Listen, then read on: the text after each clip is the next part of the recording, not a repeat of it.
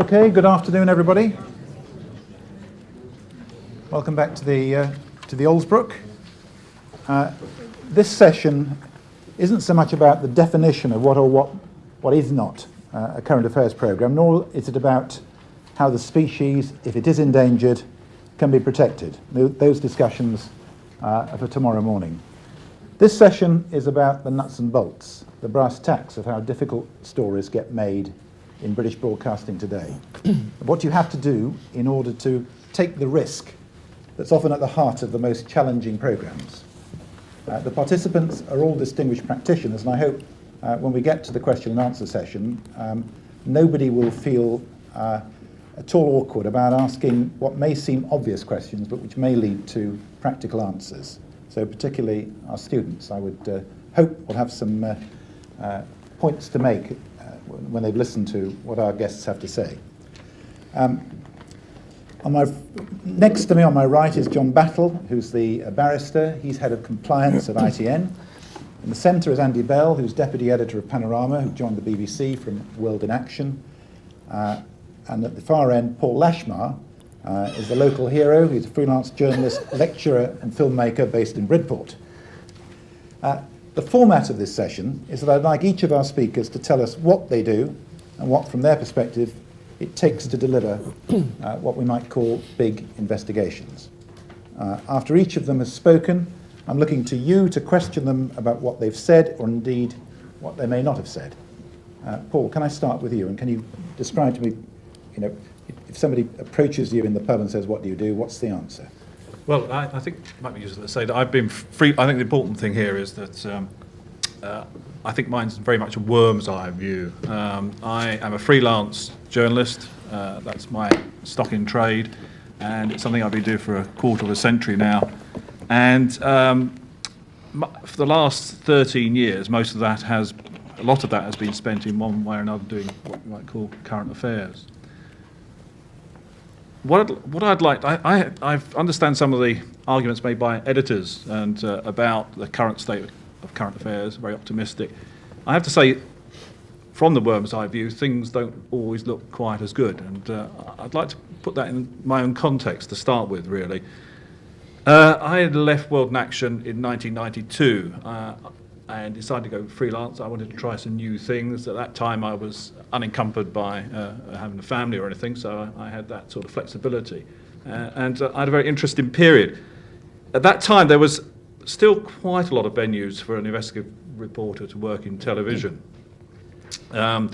Things have changed a great deal in the last 10 years. Panorama and Dispatches really are the last survivors of that sort of era, if you like. And I think only Panorama that offers a substantial number of regular slots. I have to say, I'd like to say a few flattering things about Panorama here. I've known Andy for many years, but I have to say I've never been in the pay of Panorama, and no immediate idea that I might be.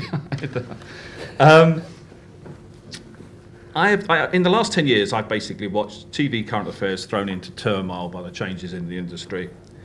And I know that there's been a discussion about the golden age of current affairs, and I don't really hanker back. I'm not, I think things have to change. There has to be a dynamic. There has to be a new grammar of current affairs. I recall when World in Action and Panorama were up against each other on a Monday night, and that the viewing figures are the kind then that commission editors today would die for. But that was by dint of there being no other serious channels, and I think there was quite a lot of looking back at those, because when I was World in Action, I did actually sit through and look at some of the old films, and really they were very pedestrian in their makeup, and I think we've learned a lot. And I think when there can be two things can be true at the same time, and that the dynamic and presentation of current affairs has dramatically improved in recent years. At the same time, we've seen the process of dumbing down, which I'd like to come to. I do not assume that the current affairs has a right to exist per se. I think that most of the viewing public these days choose on the basis of subjects. They look in their paper and they decide whether they like the sound of a programme, and I do too. I mean, I find it very hard to sit here and say that certain strands should have a right to exist whilst I don't regularly watch them myself. I choose the ones that interest me, and I think that's quite a difficult issue to come to terms with, in a sense. And I think that the viewing public have a choice. But at the same time, I think that what we've watched over the last 5 or 6 years has been deeply disturbing. World in Action was discarded and replaced by The Populist tonight with Trevor McDonald, which I have to say that, whatever viewing figures is achieved, I never hear many people in the industry discussing it with a great deal of serious intent. Now, that may be controversial, but that's sort of my general impression. The pressures that were created by the desire to go to viewing have moved dispatches, for instance, to a more populist agenda, while at the same time dispatches number of slots available have gradually reduced. And in the sort of late 90s, this was an approach that was deemed the only route in an increasingly commercial world. At that time, I can recall observers would say, what's the point of Panorama? It's too old-fashioned, too serious, it's too public service broadcasting, it's not competitive. Then something happened, 9/11. After September 2001, I think the world became a much more serious place. And I would argue that 9/11 reawakened the public's desire for serious current affairs, not thinly designed light entertainment. And I don't think many people ask today, what is the point of Panorama? With the possible exception of Rupert Murdoch and the government. But I think that it's really made a clear point of the importance of high-quality current affairs programming. And I think it's left, for instance, Channel 4 quite left-footed by the whole process. I think they are completely out of sync with what the public wants in many regards on current affairs.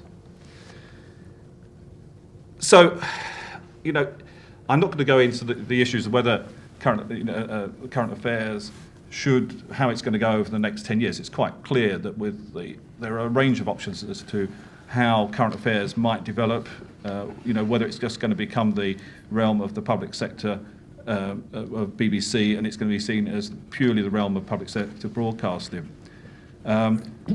What I'm particularly concerned in, from going back to my worm's eye view, is that I'm a freelance and the sector of current affairs is largely manned by freelancers today. And what I see is an industry that is extremely unprofessional. It does not invest in people. It doesn't nurture people. It may nurture some people for short periods of time, but there is no consistency. There is no stability. There is no career development. And I have to say that after 20 years of watching Channel 4's performance on current affairs, I have concluded